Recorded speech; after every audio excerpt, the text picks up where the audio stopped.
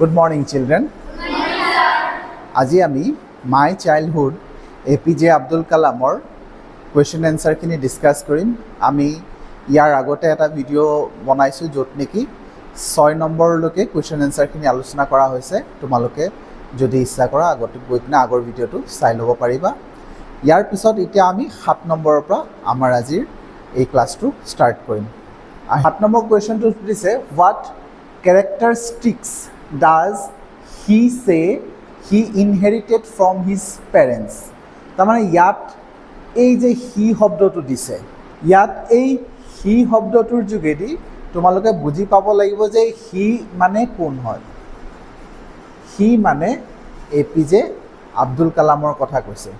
চ' ইয়াত আমাক ডাইৰেক্টলি যিহেতু কুৱেশ্যনবোৰ চিৰিয়েলি আহি আছে, মানে 1 নম্বৰ 2 নম্বৰ 3 নম্বৰ 4 নম্বৰ আমি 7 নম্বৰ তেনেকৈ কণ্টিনিউ কৰিছোঁ, সেইকাৰণে ইয়াত আমাৰ এই কি কয় আব্দুল কালাম বুলি নামটো নাই দিয়া। কিন্তু লক্ষ্য কৰিবা, তোমালোকক যদি কুৱেশ্যনটো যিহেতু পৰীক্ষাৰ মাজত সুধিব, তেতিয়া কিন্তু এনেকৈ হি বুলি নিদিয়ে, কাৰণ ইয়াত উল্লেখ কৰি দিব what characteristics does Abdul Kalam inherited from his parents, বা আব্দুল কালাম চে he inherited from his parents. তোমালোকে এই নামটো অন্ততঃ পাবা, তেতিয়া তাৰমানে যাতে ভালকৈ বুজি পোৱা হ'ব। চ' ইয়াত তাৰমানে সুধিছে যে ইনহেৰিটেড কেৰেক্টাৰিষ্টিক্স, তাৰমানে যিখিনি আয়ত্ব কৰা, মানে আমি মা দেউতাৰ পৰা যিখিনি আয়ত্ব কৰা, মা দেউতাৰ পৰা গ্ৰহণ কৰা যিখিনি গুণ, যিখিনি লক্ষণ, সেইখিনি তাৰমানে ইয়াত সুধিছে কি কি আছে। চ' ইয়াত আৰম্ভ কৰিছে হিজ পেৰেণ্টছ ৱেৰ, আমি সেইকাৰণে আনচাৰটো তেনেকৈ ডাইৰেক্ট হিজ কৰিছোঁ। ইয়াত আমি আব্দুল কালামছ বুলি এপ্ৰষ্ট্ৰফি এছ দি পিনে আব্দুল কালাম এপ্ৰষ্ট্ৰফি এছ দি পিনে কৰিব পাৰোঁ। His parents were kind and generous individual, তেওঁৰ পেৰেণ্টছখিনি মা দেউতাখিনি আছিলে কাইণ্ড এণ্ড জেনাৰাছ, দয়াশীল ব্যক্তিসকল। And he inherited self discipline from his father, self ডিচিপ্লিনটো তেওঁ আয়ত্ব কৰিছিলে তেখেতৰ দেউতাৰ পৰা। এণ্ড ডিপ কাইণ্ডনেছ, আৰু গভীৰ দয়াশীলতা। ছেল্ফ ডিচিপ্লিন, কি বুলি ক'ম, নিজকে নিয়মানুৱৰ্তিতাত ৰখাটোকে কয় ছেল্ফ ডিচিপ্লিন। আৰু ডিপ কাইণ্ডনেছ, গভীৰ দয়াশীলতা তেখেতৰ দেউতাৰ পৰা লৈছিলে। এণ্ড লাভ ফৰ হিউমেনিটি, ইয়াত দিছে ফ্ৰম হিজ মাদাৰ, মাকৰ পৰা লৈছে লাভ ফৰ হিউমেনিটি, মানৱ জাতিৰ কাৰণে দয়া স্নেহ মৰম, সেইটো হৈছে তেখেতে মাকৰ পৰা পাইছে, কাৰণ তেখেতৰ মাকৰ সেই গুণটো আছিলে, ফেইথ ইন গুডনেছ আছিলে, গুডনেছৰ প্ৰতি ভাল বিশ্বাস আছিলে, আৰু তেখেতে বহুত মানুহক সেৱা শুশ্ৰূষা কৰিছিলে, তাৰমানে মানুহক খুৱাইছিলে বোৱাইছিলে, গতিকে মানৱতাৰ হেল্প কৰিছিলে, মানৱ জাতিৰ সহায় কৰিছিলে, গতিকে সেই কামটো তেখেতেও কৰিছে, সেইটো তেখেতৰ মাকৰ পৰা আয়ত্ব কৰা গুণ। চ' আগবাঢ়িছোঁ। আমাৰ কুৱেশ্যনটোত সুধিছে 8 নম্বৰত, ইয়াত কুৱেশ্যন সুধিছে which social group does he mention, কোনটো ছ'চিয়েল গ্ৰুপ, ইয়াত এটা ছ'চিয়েল গ্ৰুপ বুলি আমাক উল্লেখ কৰা আমি পাম, যিটো নেকি ছ'চিয়েল গ্ৰুপ বুলি এটা উল্লেখ আমি তাত আছে, উদ্ধৃতি আছে। গতিকে ইয়াত এই ছ'চিয়েল গ্ৰুপটো কি, ছ'চিয়েল গ্ৰুপটো কথা উল্লেখ কৰিছে। এই ক্ষেত্ৰত এটা ছ'চিয়েল গ্ৰুপ বুলি এটা লেখা আছে, এটা উদ্ধৃতি আছে, সেই কোটেশ্যনটো তোমালোকক হয়তো তুলি আনিব, সেই কোটেশ্যনটোৰ এগেইনষ্টত এই কথাটো সুধিব। যিহেতু আজিকালি আমাৰ কুৱেশ্যনবোৰ অলপ টেকনিকেল কুৱেশ্যন সোধে, সেইকাৰণে এই কুৱেশ্যনটো দিয়া হৈছে। ছ'চিয়েল গ্ৰুপৰ কথা কৈছে ইয়াত, মানে আমাৰ টেক্সটটো যেতিয়া পঢ়িম তেতিয়া আমি ছ'চিয়েল গ্ৰুপ বুলি পাম। এতিয়া সেই ছ'চিয়েল গ্ৰুপটো কি বুলি তেখেতে মেনশ্যন কৰিছে, আব্দুল কালামে কি বুলি মেনশ্যন কৰিছে। ৱেৰ দিছ গ্ৰুপ ইজিলি আইডেণ্টিফিকেবল, যে সেই গ্ৰুপছখিনি সহজতে বুজিব পাৰিনে, চিনিব পাৰিনে। For example by the way they dress, যেনেকৈ তেওঁলোকে ড্ৰেছ পৰিধান কৰে তেনেকৈ চিনিব পাৰিনে।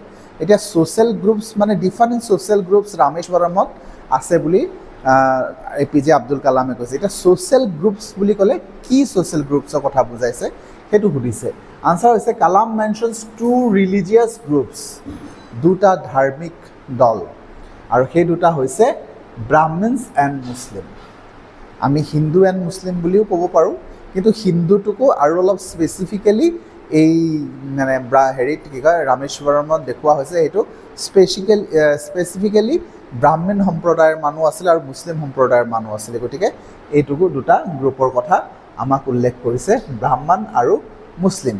এতিয়া সিহঁতৰ ড্ৰেছত সিহঁতক চিনাব, মানে আমি তেওঁলোকক দেখিলে চিনি পাব নাই, দেখি মানে সিহঁতৰ আইডেণ্টিফিকেবল হয় নে নহয়, চিনি পোৱা হয় নে নহয়। চ' সেইটো কথা কৈছে, these two groups dressed they were easily identifiable. সিহঁতৰ যিটো ড্ৰেছ আছিলে, যেনেকৈ ড্ৰেছ পৰিধান কৰিছিলে, সেই তাৰ পৰা ৱেৰ ইজিলি আইডেণ্টিফিকেবল, পটককৈ সহজতে বুজিব পাৰি। কেলে? দ্য মুছলিমছ ৱৰ এ কেপ, মুছলিমবোৰে টুপি পিন্ধিছিলে।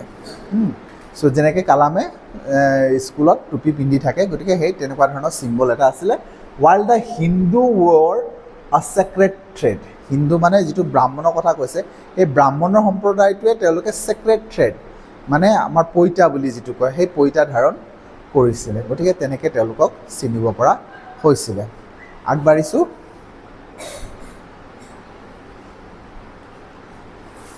9 নম্বৰ হৈছে were they aware only of their differences। অলপ মানে কুৱেশ্যনবোৰ অলপ হেৰি হয়, এক্সপ্লেনেশ্যন টাইপ বা মানে এপ্লিকেবল টাইপ হয়। এইখিনি কুৱেশ্যন যিহেতু আজিকালি আহিব ধৰিছে, সেইকাৰণে আলোচনা কৰিছোঁ। were they aware only of their differences or did they also naturally share friendship and experiences। এতিয়া ইয়াত তাৰমানে এনেকৈ কৈছে যে সেই মানুহসকলৰ বেলেগ বেলেগ সম্প্ৰদায়ৰ মানুহখিনি আছে, সিহঁতে ডিফাৰেঞ্চবোৰ যিবোৰ মানে যিটো তেওঁলোকৰ মাজত বিভেদ আছিলে, সেইবোৰৰ বিভেদসমূহৰ প্ৰতি তেওঁলোকে সজাগ আছিলেনে, বা did they also naturally share friendship and experience, নে তেওঁলোকে বন্ধুত্ব আৰু তেওঁলোকৰ অভিজ্ঞতাবোৰ তেওঁলোকে শ্বেয়াৰ কৰিছিলে, নে তেওঁলোকে সেই বিভেদবোৰ লৈ পেলাই তেওঁলোকে আবদ্ধ হৈ আছিলে। তেনেকুৱা ধৰণৰ কুৱেশ্যন সুধিছে। ইয়াত ব্ৰেকেটৰ ভিতৰত দিছে think of the bedtime stories. তাৰমানে আমাক ইয়াৰ কেঞ্চাৰটো পাবলৈ কাৰণে অলপ হিণ্টছ আমাক দি দিছে কুৱেশ্যনটোত। সেইটো কৈছে think of the bedtime stories in Kalam's house, কালামৰ ঘৰত যিখিনি বেড টাইম ষ্টৰিজ, তাৰমানে শুবলৈ সময়তে যিবোৰ গল্প কৈছিলে সেইবোৰ কথা লক্ষ্য কৰিবা। অফ হু হিজ ফ্ৰেণ্ডছ ৱেৰ, তেখেতৰ কালামৰ বন্ধুখিনি কোন কোন আছিলে সেইখিনি কথাও লক্ষ্য কৰিবলৈ কৈছে। Of what use take place in the pond near his house, what used মানে কি কাৰণত ব্যৱহাৰ কৰিছিলে তেওঁলোকৰ ঘৰৰ, কালামৰ ঘৰৰ ওচৰত যিটো পুখুৰী আছে, সেই পুখুৰীটোত তেওঁলোকে কি কাম কৰিছিলে, মানে মানুহখিনি কি কৰিছিলে, সেইখিনি কথা মানে যদি আমি কৈ দিয়ে তেতিয়া আমি বুজি পাওঁ যে তেওঁলোকে আচলতে তেওঁলোকৰ অভিজ্ঞতাবোৰ শ্বেয়াৰ কৰিছিলে। তাৰমানে তেওঁলোকে মিলি জুলি আছিলে, ফ্ৰেণ্ডশ্বিপটো শ্বেয়াৰ কৰিছিলে, তেওঁলোকৰ মানে ফ্ৰেণ্ডশ্বিপ আছিলে আৰু তেওঁলোকৰ এক্সপিৰিয়েঞ্চবোৰ শ্বেয়াৰ কৰিছিলে। এইটো নহয় যে তেওঁলোকে নিজৰ যিটো ডিফাৰেঞ্চ আছে হিন্দু আৰু ব্ৰাহ্মণ আৰু কি কয় মুছলিমৰ মাজত কোনো বিভেদ নাছিলে, সেই বিভেদটো তেওঁলোকে ফিল কৰা নাছিলে, অনুভৱ কৰা নাছিলে, সেই কথাখিনি ইয়াত উল্লেখ কৰিবলৈ কৈছে। চ' আনচাৰ হৈছে নহয়, তেওঁলোকে এইবোৰ ফিল কৰা নাছিলে।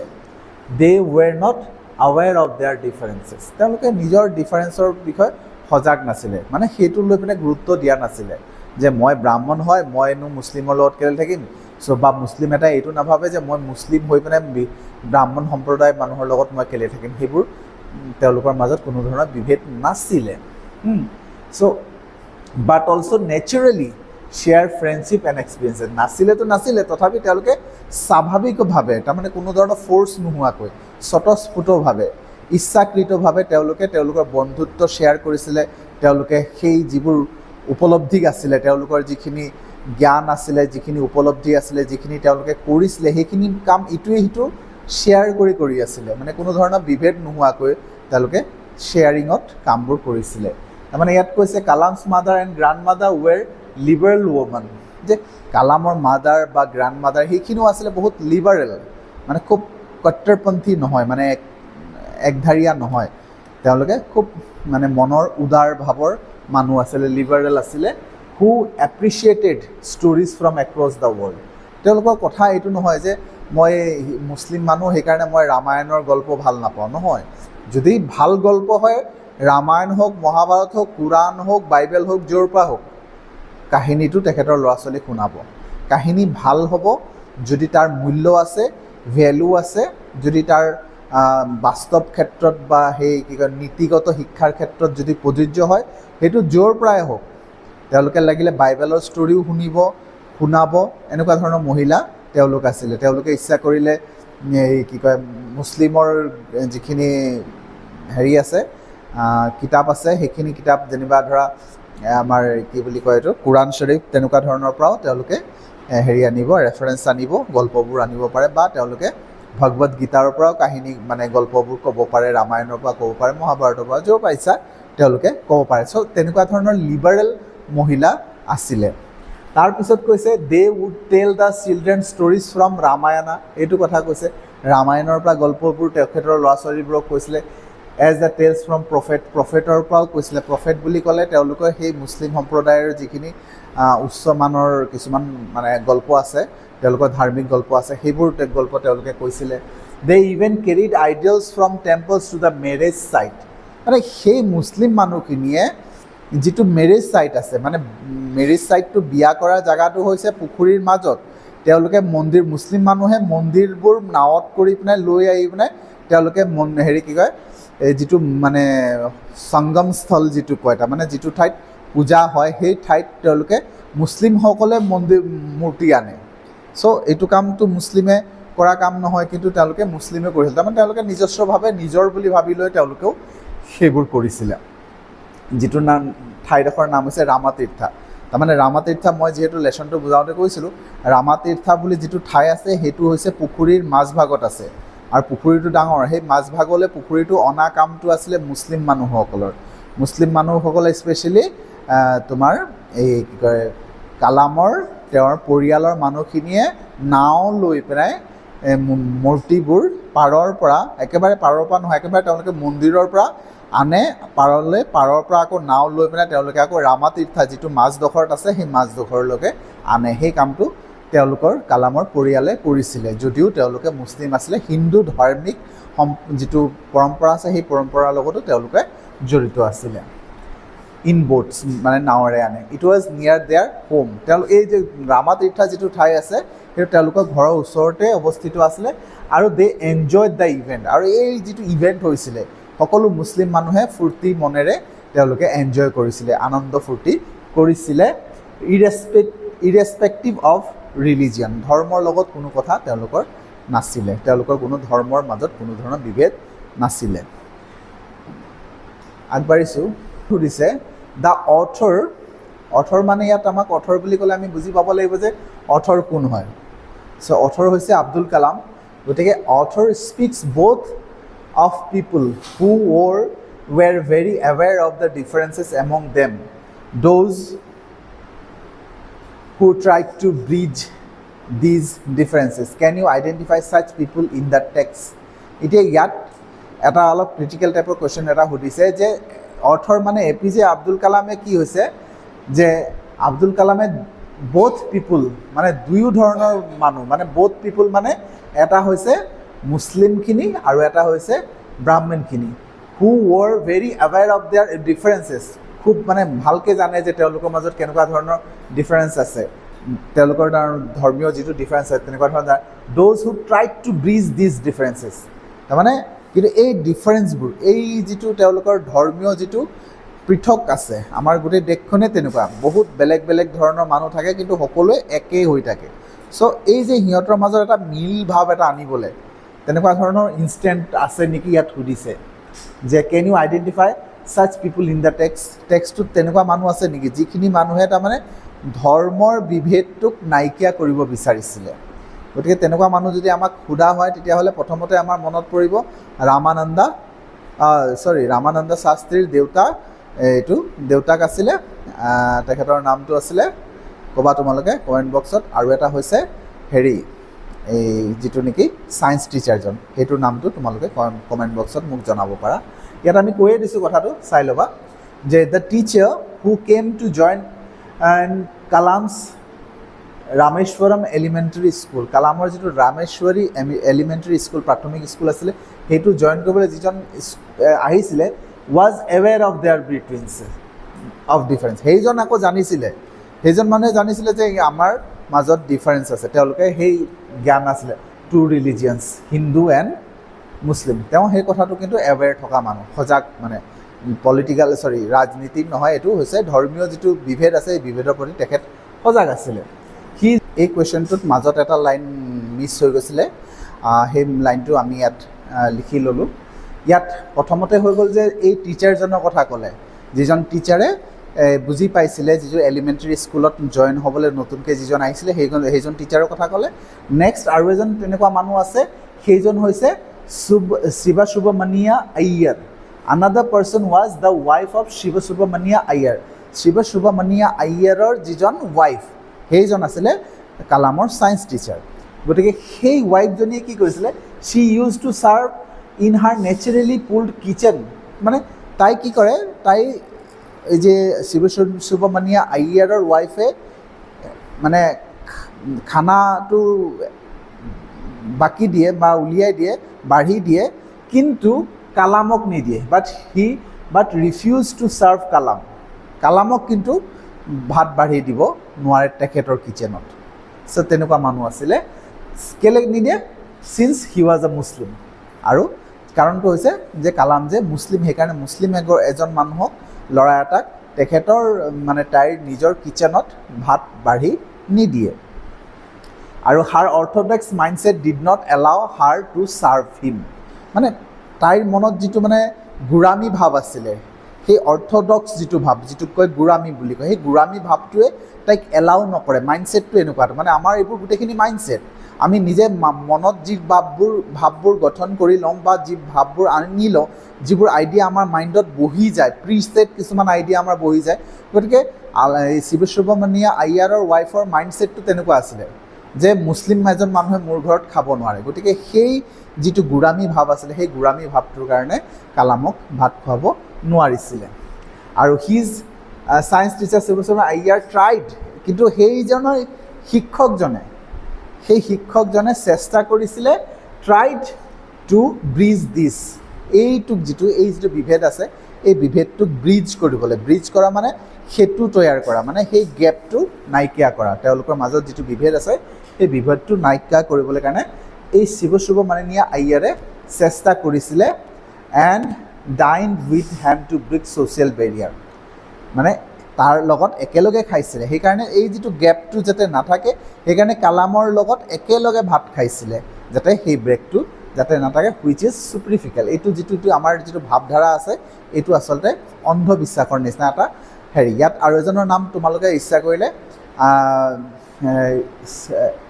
আনাদাৰ পাৰ্চন বুলি ইয়াত লিখিব পাৰা, যিজনে নেকি তোমাৰ এই গেপটো ফিল আপ কৰিবলৈ চেষ্টা কৰিছিলে, ব্ৰিজটো কৰিবলৈ চেষ্টা কৰিছে, সেইজন হৈছে।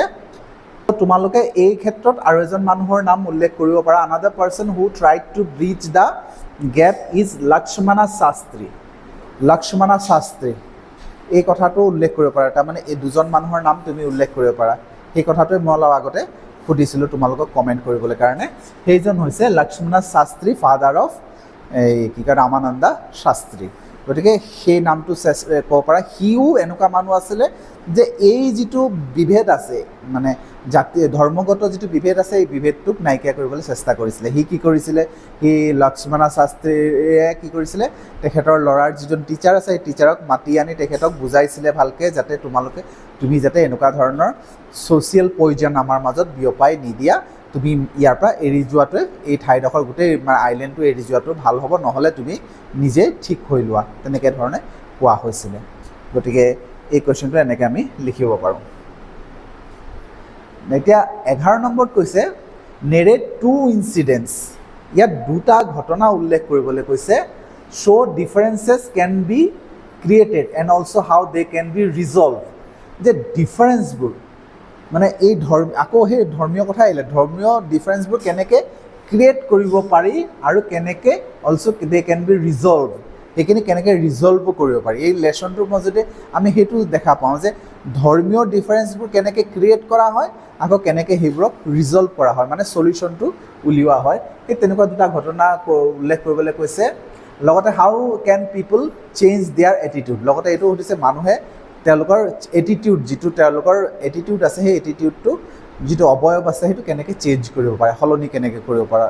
গতিকে ইয়াত আনচাৰটো হ'ব the first incident to show' that difference can be created. কেনেকুৱা ডিফাৰেঞ্চ ক্ৰিয়েট কৰিব পাৰে, প্ৰথম যিটো সেইটো ঘটনাটো হৈছে that when new teacher found a Muslim student sitting beside a Hindu ষ্টুডেণ্টৰ লগতে মুছলিম ষ্টুডেণ্ট এজন বহি থকা দেখিছিলে। He asked Kalam to sit in the last row', একদম লাষ্টৰ লাইনত বহিবলৈ কালামক ক'লে। চ' এনেকৈ সৃষ্টি কৰিব পাৰে। His friend Ramananda Shastri was heart broken, তাৰ মনটো ভাঙি গৈছিলে ৰামানন্দ শাস্ত্ৰীৰ। Their parents were strictly against this step, এই ষ্টেপটোৰ এগেইনষ্টৰ আছিল তেখেতৰ মা দেউতাসকল। এণ্ড চামন দ্য টিচাৰ, টিচাৰজনক মাতিছিলে আৰু conveying their discontent towards the same, এই প্ৰব্লেমটোৰ প্ৰতি তেওঁলোকৰ যে অসন্তুষ্টি ভাৱ আছিলে, সেই অসন্তুষ্টি ভাৱটো তেওঁলোকে সেই টিচাৰজনক জনাইছিলে যে উই আৰ নট ছেটিছফাইড, তুমি যিটো কাম কৰিছা সেইটো কামত আমি কোনো সন্তুষ্ট নহয়, আমি অসন্তুষ্ট, সেই কথাটো কৈছিলে। তাৰপিছত আকৌ ইয়াত কৈছে people change their behaviour towards individual when they observe their eating style, drinking water and other minor activities since it was different for both Hindus and Muslims. তাৰপিছত এই চেঞ্জবোৰ কেনেকুৱা ধৰণৰ দেখিব পাৰি যে তেওঁলোকৰ যে বিহেভিয়াৰ আছে ইণ্ডিভিজুৱেল, প্ৰত্যেকজন মানুহৰ বিহেভিয়াৰ আছে, তাৰ সকলোৱে মানে একেধৰণে খাব, খোৱা ষ্টাইল, পানী খোৱা ষ্টাইল বা অন্যান্য সৰু সৰু কিবা কিবি চলা ফুৰা কথা কোৱা সকলো বেলেগ বেলেগ থাকে। চ' এইবোৰৰ প্ৰতিও মানুহৰ কিছুমান জাতিগত ডিফাৰেঞ্চ মানুহে দেখা পায়, যে মুছলিম মানুহে এনেকৈ খায়, হিন্দু মানুহে এনেকৈ খায়। তো এনেকুৱা ধৰণৰ কিবা কিবি ডিফাৰেঞ্চ সৰু সুৰা কিবা কিবি থাকিব পাৰে, সেইবোৰৰ মাজতো মানুহে ডিফাৰেঞ্চটো লক্ষ্য কৰে। হিজ ছায়েন্স টিচাৰৰ কথা কৈছে Shivamani Iyer was a very conservative and orthodox Brahmin, তেখেতো অৰ্থডক্স গোড়া ব্ৰাহ্মণ আছিলে, but at the same time tried to bridge the differences. কিন্তু তেখেতে কি কৰিছিলে, তেখেতৰ এই ডিফাৰেঞ্চটোতো ধৰ্মগত যিটো পাৰ্থক্য আছে সেইটোক কি কৰিছিলে, ব্ৰিজ কৰিবলৈ চেষ্টা কৰিছিলে, ব্ৰিজ কৰিবলৈ মানে নাইকিয়া কৰিবলৈ চেষ্টা কৰিছিলে বিটুইন দেম, তেওঁলোকৰ মাজত ইন এভৰি পচিবল ৱে, যিমান প্ৰকাৰে পাৰে তেওঁলোকে সেই ব্ৰিজটো নাইকিয়া কৰিবলৈ বা সেই যিটো গেপ আছে সেই গেপটো নাইকিয়া কৰিবলৈ চেষ্টা কৰিছিলে। তাৰপিছত এইটো এটা কুৱেশ্যন দিছে যে why did Kalam want to leave Rameswaram, Rameswaram এৰিবলৈ কিয় চেষ্টা কৰিছিলে, মানে বিচাৰিছিলে কালামে ৰামেশ্বৰম এৰিবলৈ কিয় ইচ্ছা কৰিছিলে। আমি সকলোৱে জানো যে Abdul Kalam wanted to study further, তেখেতে আৰু ওপৰত ষ্টাডি কৰিবলৈ বিচাৰিছিলে। So' he wanted to study in Ramanathapuram, তেখেতে ৰামনাথাপুৰমত পঢ়িবলৈ বিচাৰিছে। Hence wanted to leave Rameswaram, সেইকাৰণে ৰামেশ্বৰম এৰিবলৈ ইচ্ছা কৰিছিলে বা বিচাৰিছিলে। 13 নম্বৰ কথা হৈছে হোৱাট ডিড হিজ ফাদাৰ চে টু দিছ, যেতিয়া তেখেতে কৈছে যে সলাবলৈ বা আঁতৰি যাবলৈ বিচাৰিছে তেতিয়া তেখেতৰ দেউতাই কি কৈছিলে। চ' এনচাৰ হ'ব Kalam's father was incredibly supportive of this idea to continue his study in another city, তাৰমানে অন্য চিটিত গৈ কালামে পঢ়িব বিচাৰিছে, এই আইডিয়াটোত তেখেতে ছাপৰ্ট কৰিছিলে। হি ছেড হি নিউ, তেওঁ কৈছে যে সি জানে he would have to leave, তেখেতে এৰি যাব লাগিব, to build his life further, তেখেতৰ জীৱন গঠন কৰিবলৈ তেখেতে আঁতৰি যাব লাগিব বুলি তেখেতে দেউতাকে কৈছে যে মই ভালকৈ জানো। His mother was unwilling to send him, মাকে বিচৰা নাছিলে, বাট দেন হি কোটেড খালিলৰ পৰা কৈছিলে, মানে খালিলৰ পৰা উদ্ধৃতি আনি পেলাই কৈছিলে যে her children were not their own children, তেখেতৰ ল'ৰা ছোৱালীবোৰ তেখেতৰ নিজৰ ল'ৰা ছোৱালী নহয়, they were the sons and daughters of life's longing itself, জীৱন প্ৰক্ৰিয়াৰ সন্তান হয় সেইসকল। দে কাম থ্ৰু দেয়াৰ পেৰেণ্টছ, মা দেউতাৰ যোগেদি আহিছে এই পৃথিৱীটোত, বাট নট ফ্ৰম দেম, সিহঁতৰ পৰা অহা নাই। So' they may give them their love, মা দেউতাই তেওঁলোকক ল'ৰা ছোৱালীক মৰম দিব পাৰে, but not thoughts as the children have their own thoughts, কাৰণ তেওঁলোকে মা দেউতাই নিজৰ চিন্তাধাৰা দিব নোৱাৰে, কাৰণ ল'ৰা ছোৱালীৰ নিজস্ব চিন্তাধাৰা থাকে, নিজস্ব তেওঁলোকৰ ভাৱধাৰা থাকে, গতিকে মা দেউতাই মৰমহে দিব পাৰে, গতিকে মা দেউতাই লালন পালন কৰিব পাৰে, কিন্তু তেওঁলোকক বনাবলৈ যাওঁতে সেই লাইফ লংগিং প্ৰচেছটোৱে বনাব। গতিকে এইটো বিষয়ে সবিশেষ মই টেক্সটটোত যেতিয়া পঢ়াইছিলোঁ তাত আলোচনা কৰা আছে, তোমালোকে তাত গৈ চাই ল'ব পাৰিবা। He also' gave him agony of seagull and asked him to explore life further, ইয়াত তাৰমানে এই চিগাল বুলি এটা চৰাইৰ এটা উদ্ধৃতি, চৰাইৰ উদাহৰণ দি পিনে কথাবোৰ কালামক বুজাইছিলে আৰু তেখেতক কৈছিলে যে জীৱনটোক এক্সপ্ল'ৰ কৰিবলৈ কাৰণে বহু দূৰ দূৰলৈ যাবলগীয়া হ'ব পাৰে। 14 নম্বৰ সুধিছে what do you think his words mean, why do you think he spoke this word, কেলে এইখিনি কথা কয় বুলি মানে ভাবিছে। Abdul Kalam father wanted to go' to beyond the place, Abdul কালামে কি হৈছে বিয়ণ্ড দ্য প্লেচ যাব বিচাৰিছে, তেওঁ য'ত থাকে তাৰ পৰা আঁতৰি যাব বিচাৰিছে। হি গ্ৰিউ আপ ইন যাতে তেখেতে আৰু ডাঙৰ হৈ যায় and explore the essence of life further জীৱনৰ যিটো সোৱাদ ল'বলৈ মানে এক্সপ্ল'ৰ কৰিবলৈ জীৱনক অনুসন্ধান কৰিবলৈ হি নট অনলি ছাপৰ্ট হিম তেখেতক ছাপৰ্ট কৰিছে ইমানেই নহয় টু গ' ফাৰ্ডাৰ তেখেতৰ দেউতাকে দূৰলৈ যোৱাবলৈ ছাপৰ্ট কৰিছে সেইটো নহয় তাৰোপৰি কনভিন্স হিজ মাদাৰ মাকক কনভিন্সো কৰিছে বুজাইছে টু এলাউ হাৰ চন টু গ' ল'ৰাটোক যাতে যাবলৈ দিয়া হয় and fly across the alone আৰু গোটেই উৰিবলৈ দিয়া তাইক অকলশৰীয়া উৰিবলৈ দিয়া he should not be restricted in his life তেখেতৰ জীৱনত কালামে তেখেতৰ জীৱনত যাতে কোনো ধৰণৰ বাধা নাপায় because parental love and his duties towards them কাৰণ মা দেউতাৰ তেওঁলোকৰ মৰমো থাকিব আৰু কৰ্তব্য ল'ৰা ছোৱালীৰ প্ৰতি থাকে he wanted him to live his own life to তেখেতে বিচাৰে যে তেখেতৰ ল'ৰাটোৱে নিজৰ লাইফটো নিজৰ মতে জীয়াই থাকক আজিলৈ আমি ইয়াতে সামৰিছোঁ ধন্যবাদ আৰু ইয়াৰ পিছত তোমালোকক MCQ কুৱেশ্যনখিনি দিয়া হ'ব তোমালোকে চাই থাকিবা থেংক ইউ ফৰ টুডে